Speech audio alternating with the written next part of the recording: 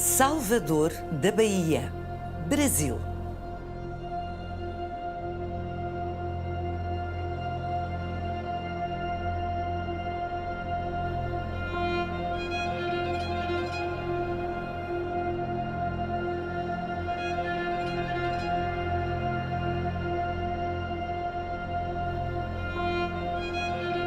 Durante o período colonial, a região da Bahia, aqui em Salvador mais exatamente, teve um dos maiores portos de exportação do Hemisfério Sul.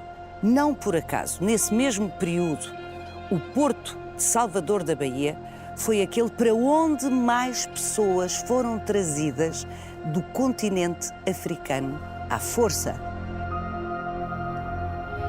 Estima-se que entre a segunda metade do século XVI e as duas primeiras décadas do século XIX, chegaram à Bahia mais de 1.500.000 indivíduos escravizados.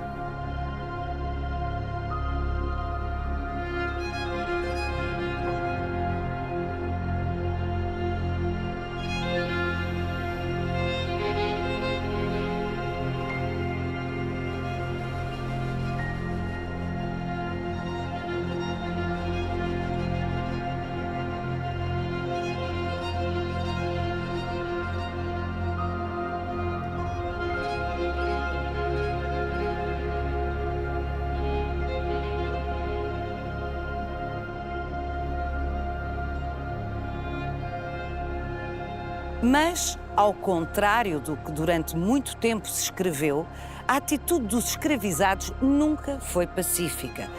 Para lá das muitas formas discretas de resistência, ao longo dos séculos, por todo o Brasil, foram surgindo comunidades de escravizados fugitivos, que num dos casos chegou a ter milhares de pessoas. Vai querer saber mais? Venha connosco nesta visita guiada.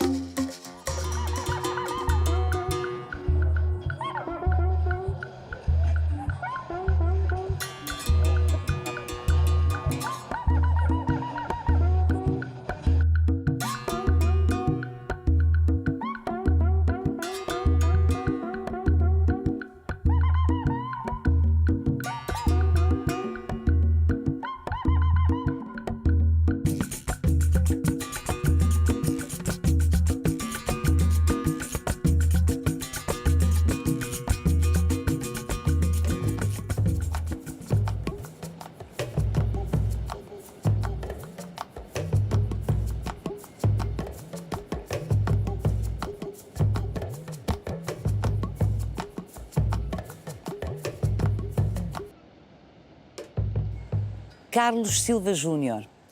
O Carlos é um historiador especialista em tráfico transatlântico de pessoas escravizadas de África. Por que é que escolheu este local para conversarmos? Esse local, essa região onde fica o Forte de Monte Serrat, é um local importante da história do tráfico transatlântico de africanos escravizados para a Bahia. Esse era o local onde acontecia a quarentena dos escravizados. Quer dizer, aquelas pessoas que chegavam depois de uma longa travessia atlântica, que durava de 2, às vezes até 3 meses, e chegavam em condições muito ruins do ponto de vista da saúde, completamente extenuados depois dessa travessia. Muitas dessas pessoas eram colocadas à venda imediatamente após o desembarque, mas tantas outras chegavam muito doentes. Daí, os proprietários desses escravizados, desses cativos, colocavam esses cativos para que eles fossem curados então se aguardava na quarentena. Havia visitas médicas aos navios, identificavam-se as pessoas que estavam doentes, com doenças muito variadas, doenças oftalmológicas, falta de vitaminas, Escorbuto? da dieta. Escorbuto, por exemplo, que era conhecido como mal de Luanda, falta de vitamina C, varíola, naturalmente, que são as várias doenças que afetavam os escravizados durante a travessia nos navios negreiros. Então, eles ficavam em quarentena nessa região do Forte de Montserrat, aqui na região da Boa Viagem, e isso aparece com muita frequência na documentação sobre o comércio transatlântico de africanos escravizados para a Bahia.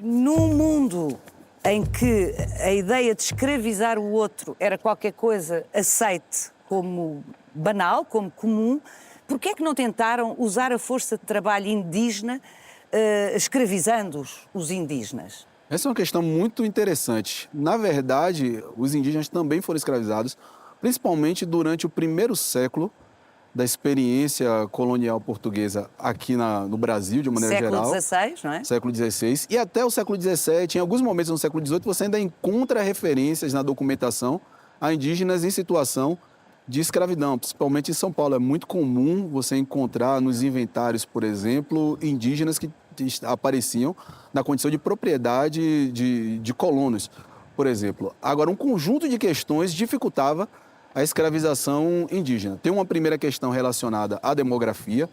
Naturalmente, havia uma demanda crescente por mão de obra e essa população indígena não dava conta de atender a essa demanda. Havia fatores do ponto de vista da saúde, então a variedade genética das populações indígenas, de alguma forma, os tornava mais suscetíveis às doenças do velho mundo aqui no Novo Mundo. Sim, a quantidade de pessoas indígenas que morreram do foro é uma calamidade. Exatamente. Essa experiência da expansão portuguesa em direção a várias partes do mundo produziu o que um historiador chamou de união microbiana do mundo. Então, as várias partes do mundo se uniram e, naturalmente, esse mundo em construção, em contato, também produziu doenças que afetavam particularmente as populações indígenas. Então, esse é um segundo fator. E tem um terceiro fator que também considero muito importante, que é a resistência. Os indígenas resistiram desde o início às tentativas de escravização. E por conhecerem o território de maneira muito densa, muito profunda, isso facilitava as fugas, facilitava a organização da resistência. E há fatores de natureza religiosa também. Depois de um tempo, começou-se a questionar a legitimidade da escravização dos indígenas, embora ela tenha permanecido ainda por um bom tempo. Mas mesmo no século XVI, os jesuítas começaram a desenvolver essa ideia de que as populações indígenas deveriam ser voltadas para a catequização. Havia um interesse da companhia em manter os indígenas sob a sua administração, o que era bastante prejudicial para os interesses dos colonos. Daí se procurou uma outra solução para a questão da mão de obra, que foi encontrada no comércio de escravizados com o continente africano.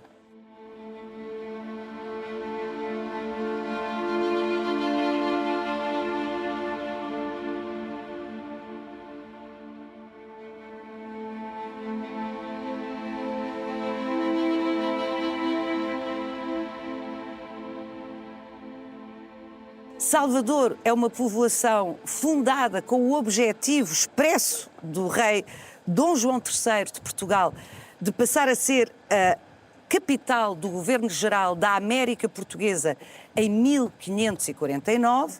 Quando é que começam a trazer africanos escravizados de uma forma sistemática e expressiva, de uma forma que já se possa considerar tráfico? Bom, os primeiros desembarques de africanos escravizados aqui no Brasil, de uma maneira mais geral, começam a partir da década de 1530, mas em pequenos números. Para a Bahia, esse volume começa a partir da década de 1580, 1583, 1584, são as primeiras referências que nós temos de desembarques de africanos escravizados, mas em números ainda muito pequenos. O volume do tráfico para a Bahia começa a crescer efetivamente na virada do século XVI para o século XVII, quando você já tem uma consolidação da indústria açucareira nas plantações açucareiras do recôncavo da Bahia. Daí, o comércio transatlântico de africanos escravizados, através desse transporte de pessoas entre os dois continentes, começa a ganhar força, começa a ganhar volume. No século XVI, algo em torno de 30 a 40 mil pessoas desembarcam no Brasil nesse período. A partir do século XVII, esse número cresce exponencialmente. Durante o século XVII, 1 milhão de pessoas foram retiradas do continente africano e trazidas para o Brasil como um todo. Só a Bahia recebeu nesse período pouco mais de 350 mil pessoas. Isso vai crescer ainda mais durante o século XVIII.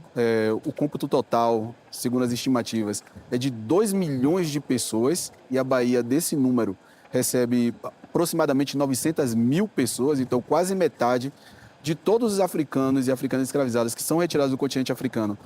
Nesse momento, por navios portugueses e brasileiros também, são desembarcados aqui na Bahia. E no século XIX, já depois da independência, o Brasil recebe, num período de 50 anos, um total de 2,5 milhões de pessoas. Isso é absolutamente surpreendente. Confesso que desconhecia em absoluto esse dado. Já depois da independência do Brasil, porquê? Nós tivemos momentos em que o pau-brasil, a exploração do pau-brasil, era atividade dominante, principalmente durante o século XVI. A partir do século XVII, a cana-de-açúcar, e durante o século XVIII, a cana-de-açúcar se consolida como a principal atividade econômica do Brasil.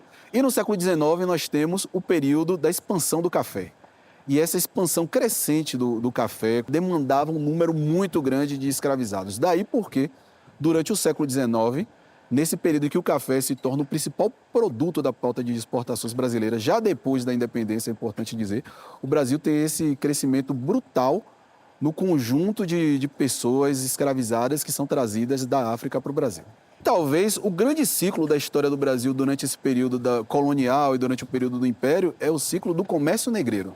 Havia também um mercado urbano crescente a partir do século XVII, durante o século XVIII, por mão de obra, é a escravidão urbana. E essa escravidão urbana também consumia uma grande mão de obra de africanos e africanas escravizadas que realizavam serviços diversos, como carregadores de pessoas, de mercadorias, vendas de comida e outros produtos, enfim. Então havia esses dois mercados.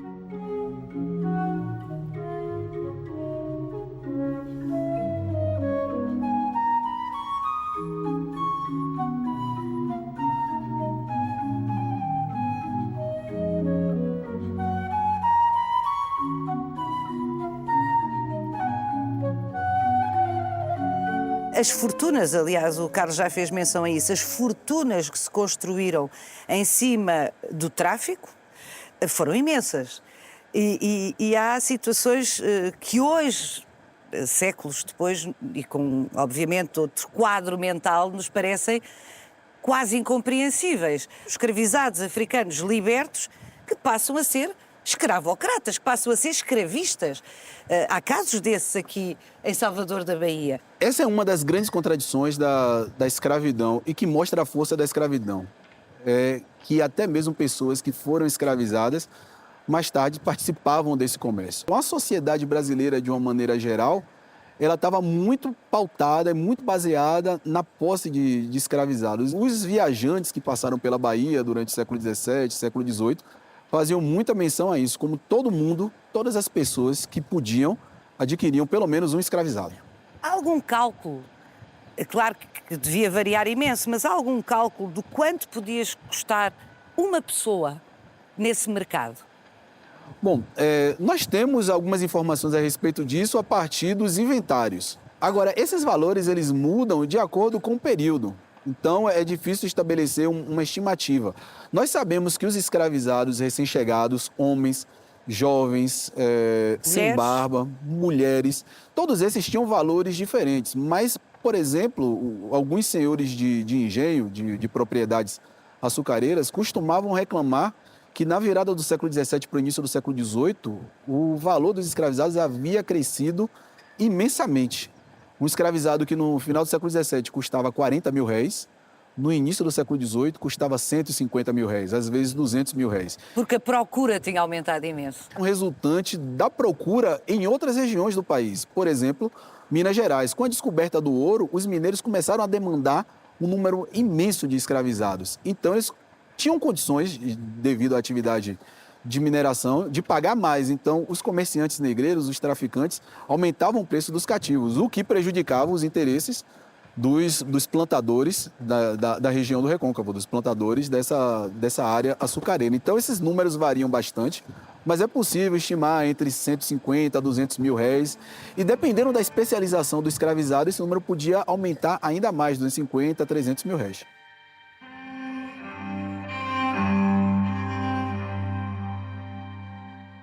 A maneira como qual esses escravizados eram escolhidos é um elemento muito importante para compreender as dinâmicas do próprio comércio.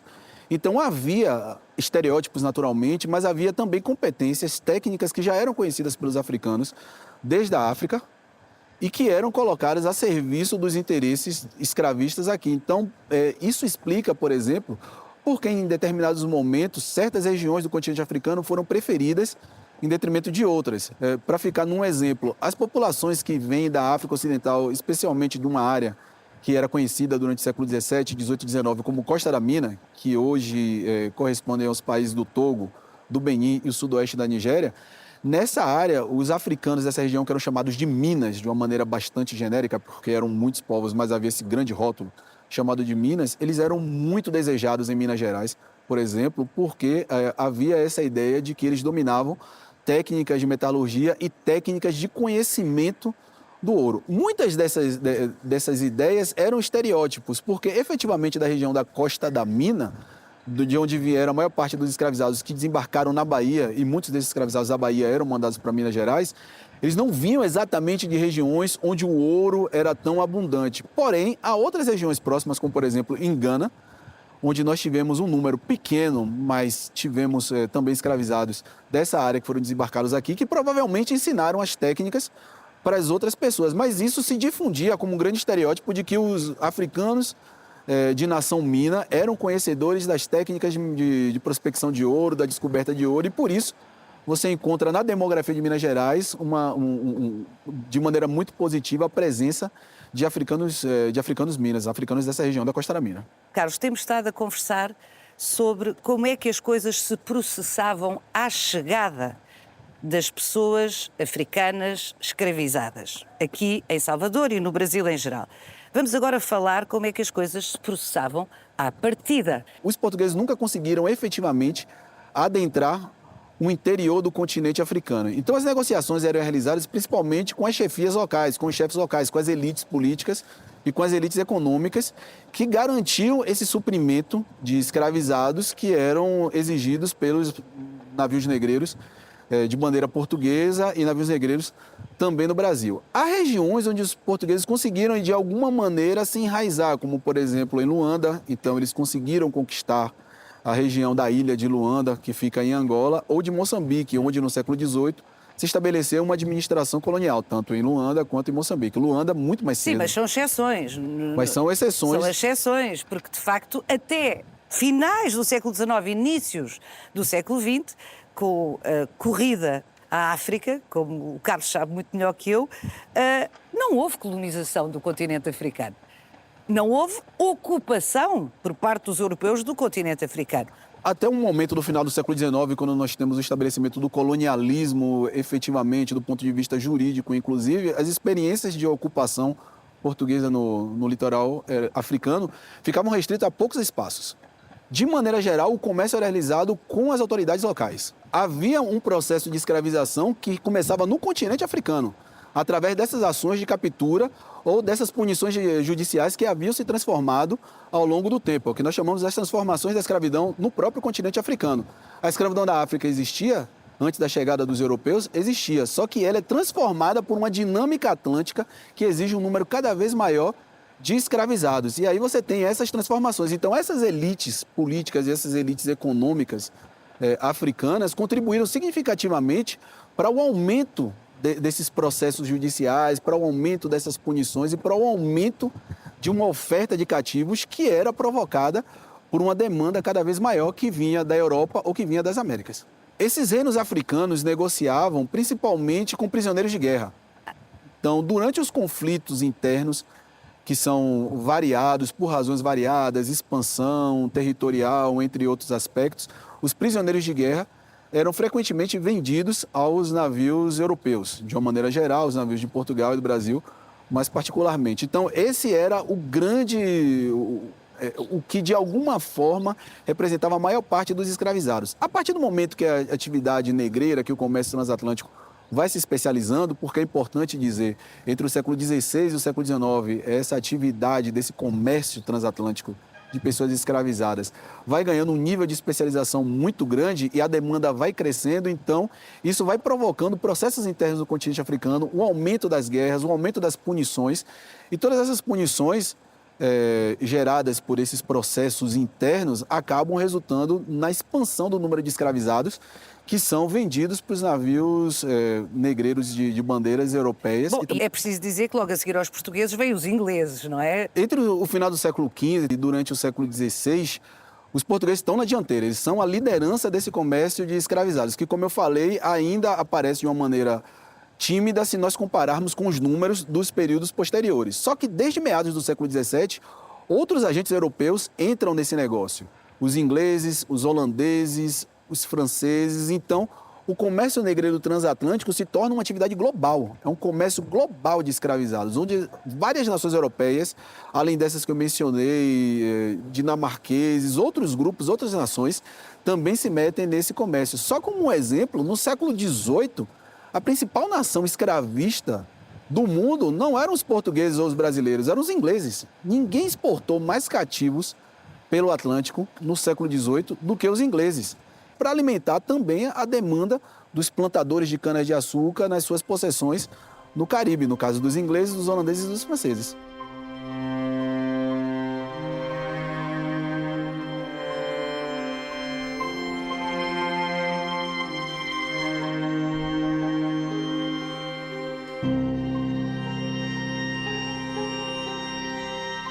O comércio transatlântico de africanos escravizados, ele tem essa característica de não ser localizado num único espaço. Então, em diferentes portos da África Ocidental, da África Central Ocidental, mesmo da África Oriental, diferentes grupos étnicos acabaram sendo escravizados. E a Bahia era um celeiro desses diferentes grupos, gente que vinha da Costa da Mina, gente que vinha de Angola, gente que vinha de Moçambique. Então, são muitos grupos étnicos que vão se reorganizar.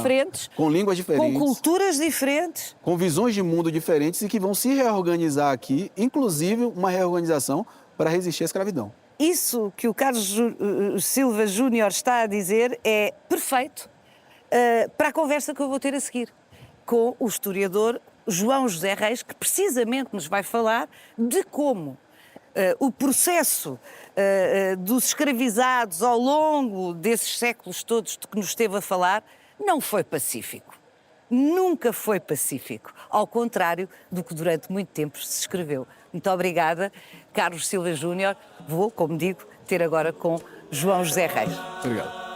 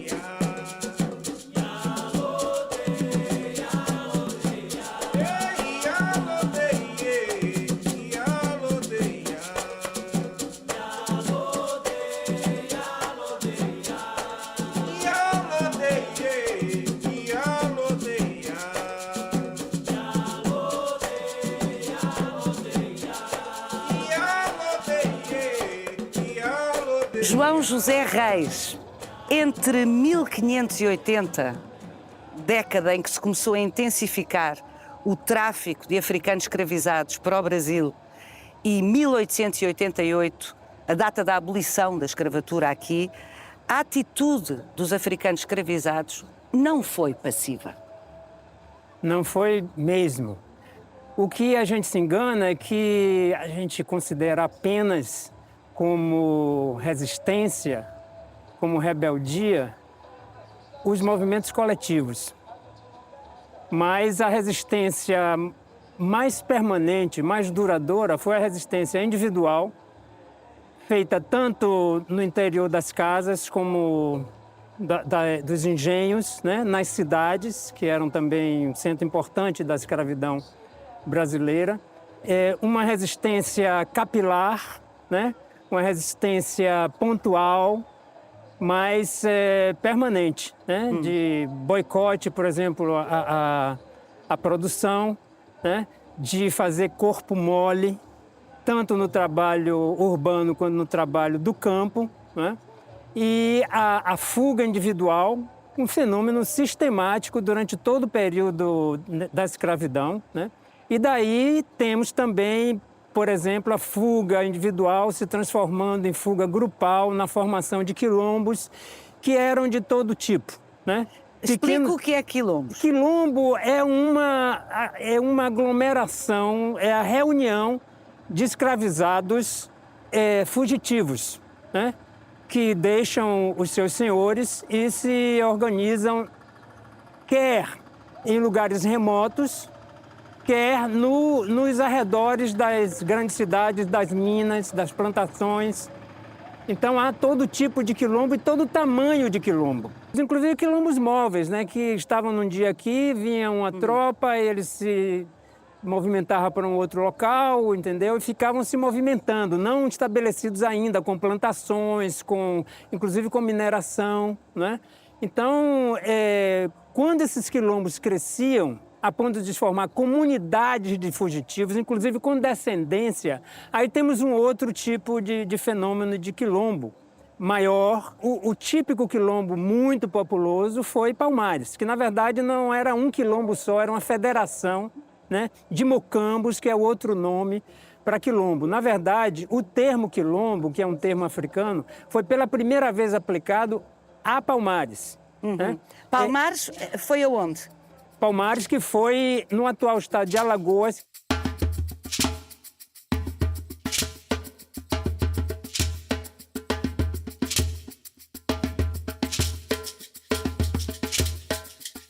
Palmares só foi destruído no final do século XVII, né? A morte de Zumbi marca o final do quilombo de Palmares em 1695, né?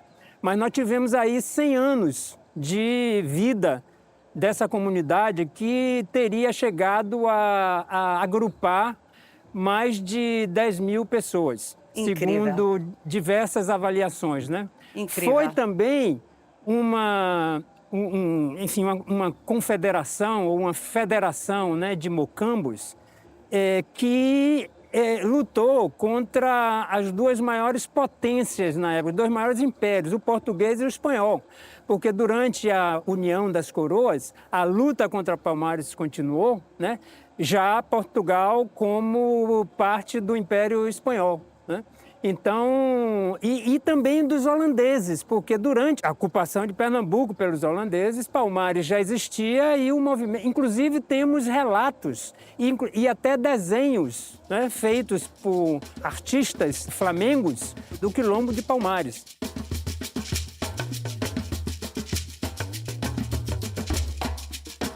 Palmares foi provavelmente o maior movimento de resistência à escravidão em todas as Américas, por sua dimensão, né? Quilombos existiram na Jamaica, existiram no México, existiram na Venezuela, mas não Com essa escala. escala, entendeu? Durando tanto tempo e com essa população enorme como foi Palmares.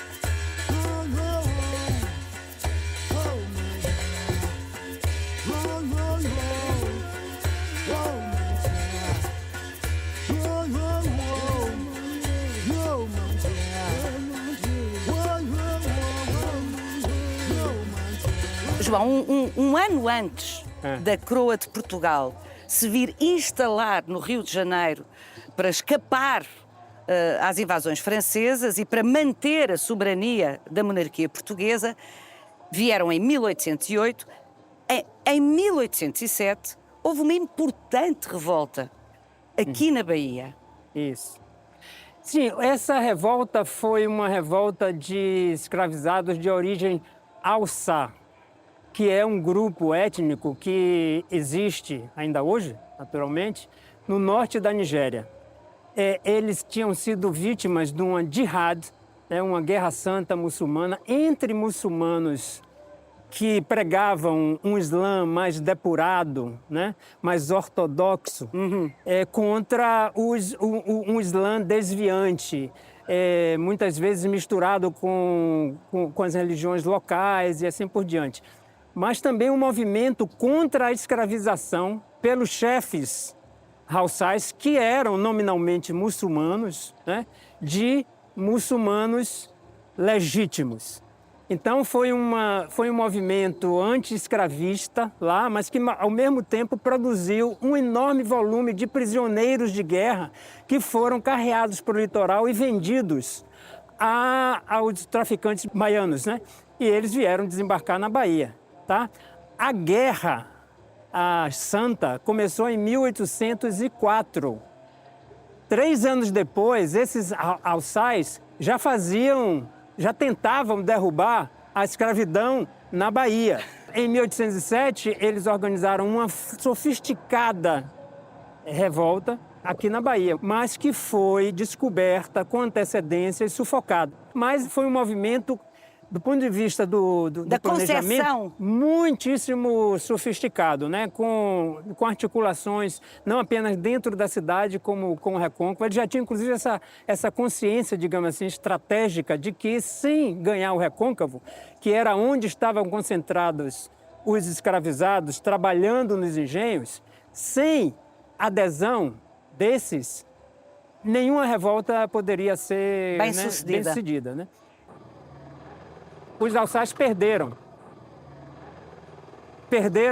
esse primeiro, né, movimento, muito porque, então, governava a Bahia o Conde da Ponte, que era obcecado pelo controle dos escravizados.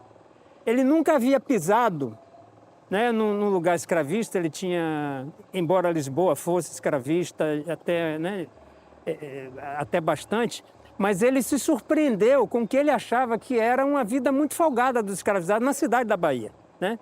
E ele próprio era um grande escravista no Brasil, porque ele tinha engenhos, ele tinha fazendas no sertão, ele era o cabeça da chamada Casa da Ponte, que dividia com a Casa da Torre as terras da Bahia, né? Que eram terras a perder de vista, né? Portanto, era mais que um governador. Era interessado em segurar a sua mão de obra gratuita. Exatamente. Então, ele, desde o início, um dos principais projetos dele foi precisamente combater isso que ele achava de indisciplina, tá? De indisciplina dos escravos, de responder a senhores, de andar com uma certa ousadia nas ruas, de encarar os brancos, entendeu? De não baixar a cabeça para os brancos. Mais ainda, ele dizia, do que os nossos homens livres que nos servem em Portugal, que esses abaixam a cabeça, mas os negros aqui não querem baixar a cabeça.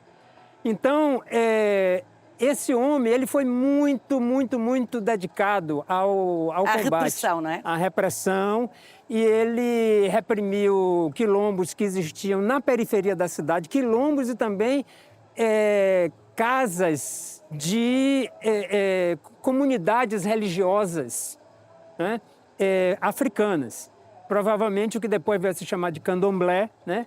Mas é possível que lá também existissem muçulmanos reunidos na periferia. O Islão foi muito importante nas revoltas. Foi muito importante, mas o Islã não foi a única força, digamos assim, espiritual a conduzir os rebeldes nos levantes coletivos. Nós tivemos 2 ciclos de revoltas revoltas e conspirações escravas na Bahia, que foi a província, né, que mais concentrou levantes escravos.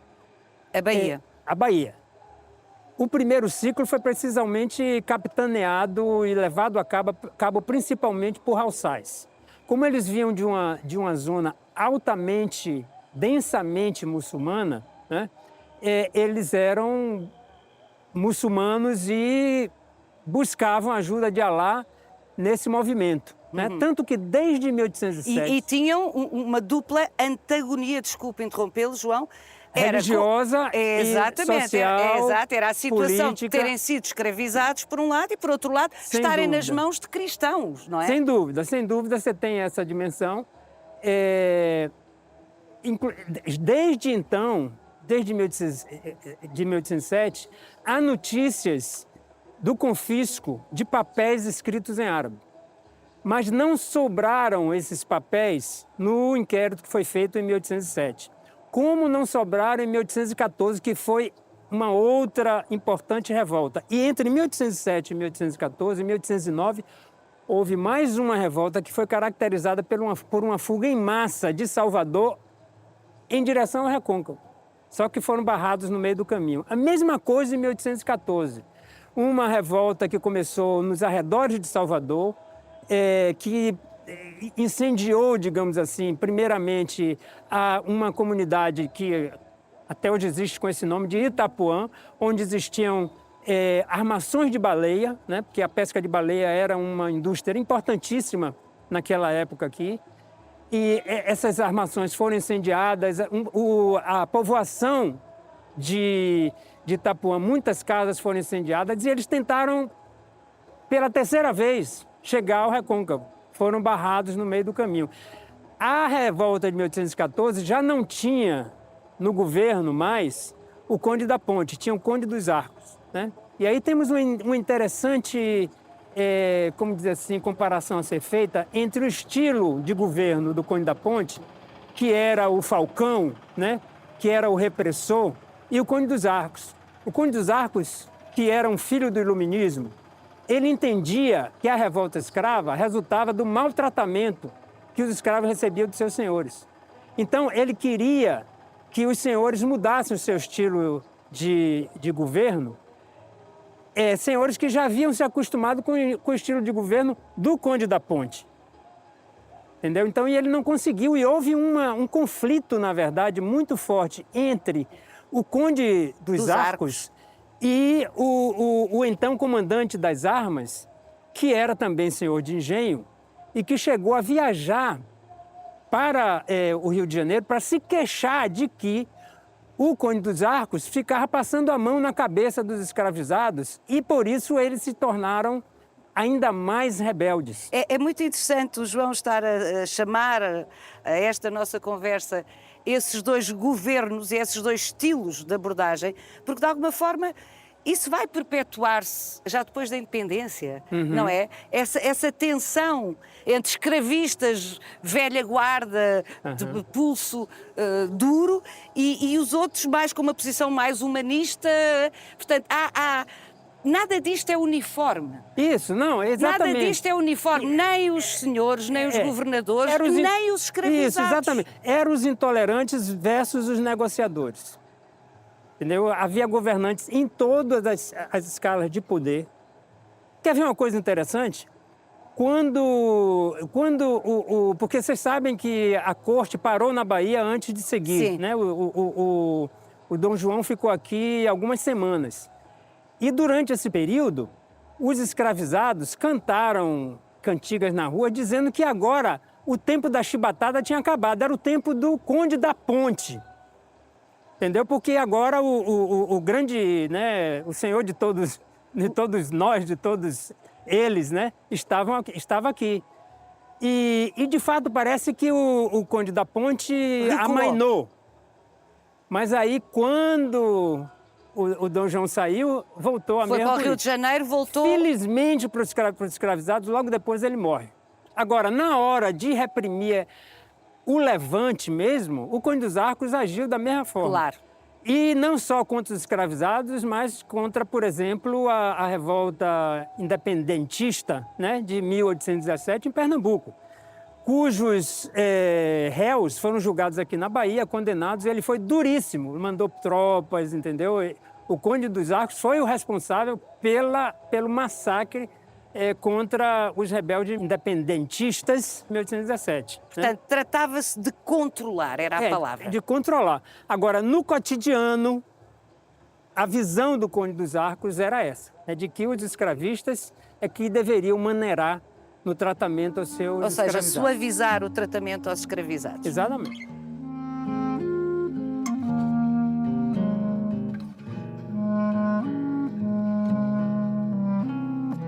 Como eu disse antes, houve um primeiro ciclo de revoltas Sim.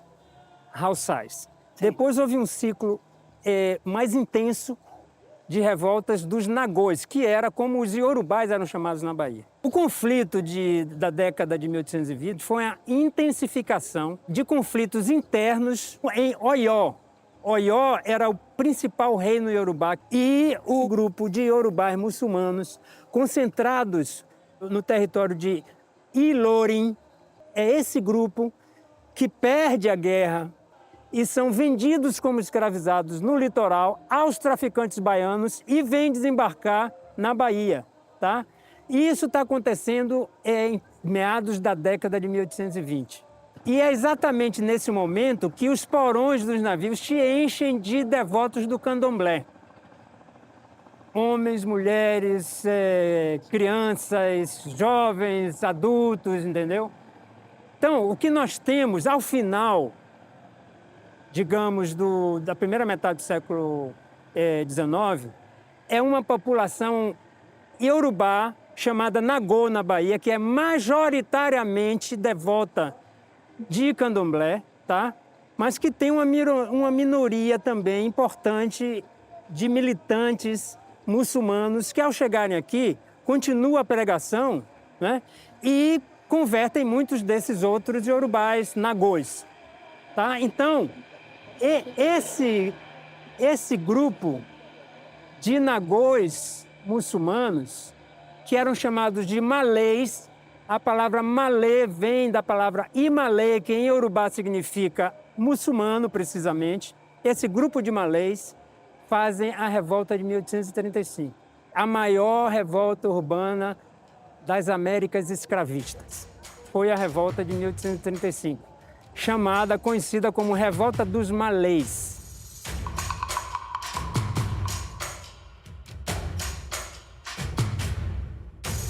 O fato é que eles tomaram as ruas de Salvador durante algumas horas, lutaram quanto puderam e, mais uma vez, tentaram escapar da cidade para conquistar o Recôncavo e foram barrados pela cavalaria montada. E aí aconteceu a última batalha. João, ficou mais do que claro, penso eu, para todos, o quão não pacífico foi o comportamento dos escravizados ao longo de séculos, trazidos para aqui, não só para a Bahia, mas para todo o Brasil. Por outro lado, a diversidade dos territórios de origem, das culturas, dá também o caráter único que nós conhecemos ao Brasil. Sim, se nós falarmos do Brasil como um todo, certamente, mesmo a Bahia em certa medida, mas a última grande leva para a Bahia do tráfico foi exatamente essa leva iorubá, resultante desses conflitos que eu descrevi aqui, certo? E eles chegaram a constituir mais de 80% da população em meados do século, quando o tráfico acaba. Os iorubás. Século XIX. Século XIX. O que significa que a diversidade nessa altura já não era tanta. Essa concentração foi muito grande, tá? Essa concentração iorubá. Como resultado exatamente desses conflitos lá, que produziu uma oferta imensa, né, de vítimas para o tráfico, no momento que havia também uma demanda muito grande. Resultado é que a Bahia importou, nesse período de 1800 a 1850, em torno de 450 mil pessoas, né, da África. Sendo que o tráfico total dos mais de 300 anos para a Bahia foi de em torno de 1,5 milhão. E para o Brasil, em torno de 4 milhões. Para mais ou para menos, o Brasil que importou 45% de todo o tráfico transatlântico para as Américas.